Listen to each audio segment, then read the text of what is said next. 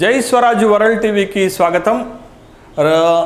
మే 13 నాడు జరిగేటటువంటి లోక్సభ ఎన్నికల్లో తెలంగాణ రాష్ట్రంలో ఉన్నటువంటి 17 లోక్సభ స్థానాల్లో ఏ పార్టీ గెలవబోతుంది, ఏ పార్టీ ఏ నియోజకవర్గంలో గెలవబోతుంది అనేటటువంటి విశ్లేషణలో భాగంగా జై స్వరాజ్ వరల్డ్ టీవీ మనకు అందిస్తున్నటువంటిది పెద్దపల్లి నియోజకవర్గంలో ఏ పార్టీ బలం ఎంత ఉంది, పెద్దపల్లి నియోజకవర్గంలో ఏ పార్టీ 2024 లోక్సభ ఎన్నికల్లో గెలవబోతుంది అనేటటువంటి విశ్లేషణలో భాగంగా పెద్దపల్లి నియోజకవర్గ ప్రజలు గత 2 లోక్సభ ఎన్నికలలో కూడా బీఆర్ఎస్ పార్టీకే పట్టం కట్టారు.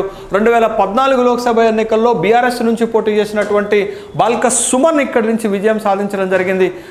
2019లో పోటీ చేసినటువంటి నేతకాని వెంకటేష్ బీఆర్ఎస్ పార్టీ నుంచి గెలుపొందడం జరిగింది. 2014లో బీఆర్ఎస్ఏ గెలిచింది, 2019లో కూడా బీఆర్ఎస్ఏ పెద్దపల్లి నియోజకవర్గం నుంచి గెలిచింది. అయితే ప్రస్తుతం జరుగుతున్నటువంటి లోక్సభ ఎన్నికల్లో పెద్దపల్లి నియోజకవర్గం నుంచి ఏ పార్టీకి విజయ అవకాశాలు ఉన్నాయి, ఏ పార్టీ గెలవబోతుంది, ఏ పార్టీ ఎన్ని ఓట్లు సాధించబోతుంది, ఎవరికి విజయ అవకాశాలు ఉన్నాయనేటటువంటి విశ్లేషణని జై స్వరాజ్ వరల్డ్ టీవీ చేపట్టింది. దీంట్లో భాగంగానే పెద్దపల్లిలో 3 పార్టీలు పోటీ చేస్తున్నాయి. 3 పార్టీలు పోటీ చేస్తున్నప్పటికీ కూడా ప్రధానమైనటువంటి పోటీ అటు కాంగ్రెస్ పార్టీకి ఇటు బీఆర్ఎస్కి నెలకొని ఉన్నట్లుగా మనకి స్పష్టంగా కనపడుతుంది. బీజేపీ 3వ స్థానానికి పరిమితమయ్యేటటువంటి అవకాశాలు ఉన్నాయి.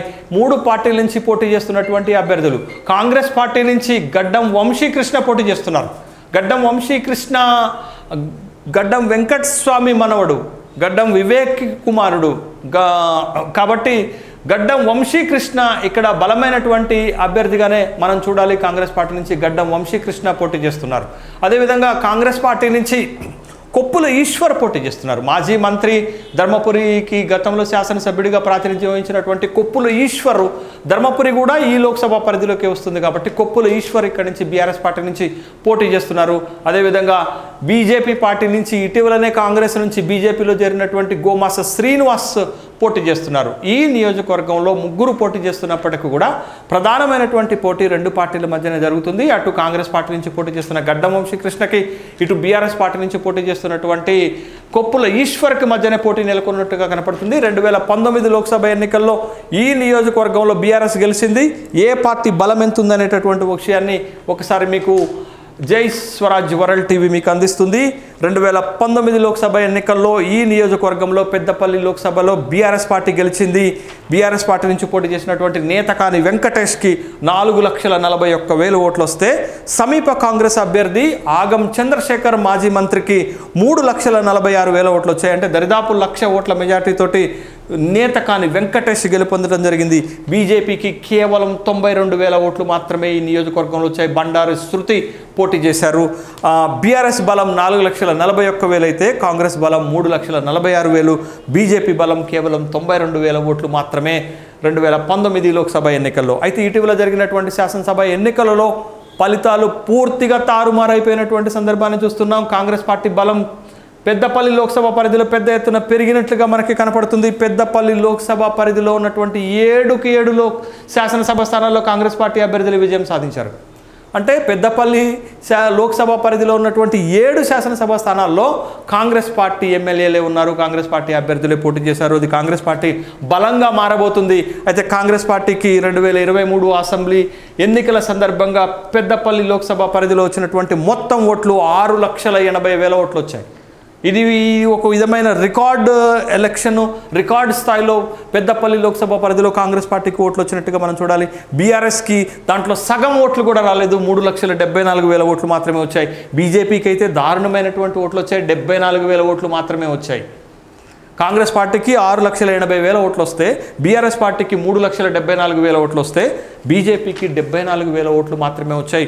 మొత్తము లోక్సభ పరిధిలో ఉన్నటువంటి 7 శాసనసభ నియోజకవర్గాల్లో వచ్చినటువంటి ఓట్లను ఇక్కడ మనం చూడాల్సినటువంటి అవసరం కనపడుతుంది. అయితే ఈ నియోజకవర్గంలో గెలుపు ఓటములపైన ప్రభావితం చూపించేటటువంటి అంశాల్లో మొట్టమొదటిది కాంగ్రెస్కి పూర్తి అనుకూలంగా ఉన్నటువంటి నియోజకవర్గంగా కనపడుతుంది. 7 శాసనసభ స్థానాల్లో 7 ఎమ్మెల్యేలు కాంగ్రెస్కు ఉండటం దాని బలం కనపడుతున్నట్లుగా మనకు కనపడుతుంది. ఈ బెల్లంపల్లి చెన్నూరులో గడ్డం వంశీ గడ్డం వంశీకి సంబంధించినటువంటి కాంగ్రెస్ పార్టీ అభ్యర్థిగా పోటీ చేస్తున్నటువంటి గడ్డం వంశీకి సంబంధించినటువంటి వాళ్ళే. బెల్లంపల్లి చెన్నూరు ఎమ్మెల్యేగా గడ్డం వంశీ తండ్రి గడ్డం వివేక్ ఉన్నారు. తర్వాత బెల్లంపల్లిలో గడ్డం వంశీ పెదనాన్న గడ్డం వినోద్ ప్రాతినిధ్యం వహిస్తున్నారు. అంటే చెన్నూరు బెల్లంపల్లి నియోజకవర్గాల్లో గడ్డం వంశీకి అనుకూలమైనటువంటి ఓటింగ్ ఖచ్చితంగా జరుగుతుంది అనేటటువంటి విషయాన్ని ఇక్కడ మనం చూడాలి. మొత్తం సంస్థాగతంగా ఈ నియోజకవర్గంలో కాంగ్రెస్ పార్టీ బలంగా ఉంది. తరువాత ఈ నియోజకవర్గంలో అదనపు బలం కాంగ్రెస్ పార్టీకి వామపక్షాల బలం కూడా ఉంది. మీ బెల్లంపల్లి లాంటి నియోజకవర్గాల్లో, చెన్నూరు లాంటి నియోజకవర్గాలలో సిపిఐ పార్టీకి, సింగరేణి బెల్ట్లో ఉన్నటువంటి ప్రాంతాలలో సిపిఐ పార్టీకి బలంగా ఉండటం, ఈ సిపిఐ పార్టీ కాంగ్రెస్ పార్టీకి మద్దతు ఇవ్వటం వల్ల కాంగ్రెస్ పార్టీకి కలిసి వస్తున్నటువంటి అంశంగానే చూడాలి. గత 4 నెలలుగా ఈ నియోజకవర్గంలో బీఆర్ఎస్ పార్టీ బలహీనపడటం కూడా కాంగ్రెస్ పార్టీకి కలిసి వచ్చేటటువంటి అంశంగానే చూడాలి. మంచిర్యాల, మంతని, పెద్దపల్లి, రామగుండం ఇక్కడ కూడా కాంగ్రెస్ పార్టీకి అనుకూలమైనటువంటి వాతావరణం ఉంటుంది. మరీ ముఖ్యంగా మొత్తం నియోజకవర్గ పరిధిలో మంతని నుండి ప్రాతినిధ్యం వహిస్తున్నటువంటి శ్రీధర్ బాబు మంత్రిగా ఉన్నారు. మంతని నియోజకవర్గంలో కూడా కాంగ్రెస్ పార్టీకి అనుకూలమైనటువంటి వాతావరణం ఉంది. పెద్దపల్లిలో అనుకూలమైనటువంటి వాతావరణం ఉంది. ధర్మపురిలో అనుకూలమైనటువంటి వాతావరణం ఉంది. మంచిర్యాలలో అనుకూలమైన వాతావరణం ఉంది. బెల్లంపల్లిలో అనుకూలమైనటువంటి వాతావరణం ఉంది అనేటటువంటి విషయాన్ని ఇక్కడ మనం గమనించాలి. తర్వాత ఇక్కడ మంచిర్యాల నియోజకవర్గానికి ప్రేమ్ సాగర్ రావు ప్రాతినిధ్యం వహిస్తున్నారు. ప్రేమ్ సాగర్ రావు గారు బలమైనటువంటి అభ్యర్థి కాబట్టి కాంగ్రెస్ పార్టీ అభ్యర్థి విజయంలో కూడా ప్రేమ్ సాగర్ రావు కీలకమైనటువంటి పాత్ర పోషించబోతున్నారు. కాబట్టి మొత్తము అనుకూలంగా అంటే కాంగ్రెస్ పార్టీ 100% గెలిచేటటువంటి నియోజకవర్గాల్లో పెద్దపల్లి నియోజకవర్గాన్ని మనం తీసుకోవాలి. 2 అనుకూలతలు గడ్డం వంశీకి కలిసి వస్తున్నాయి. ఆర్థికంగా బలమైనటువంటి అభ్యర్థి, తర్వాత పార్టీ పరంగా బలంగా ఉండటం కాంగ్రెస్ పార్టీకి పూర్తి స్థాయిలో కలిసి వస్తుంది.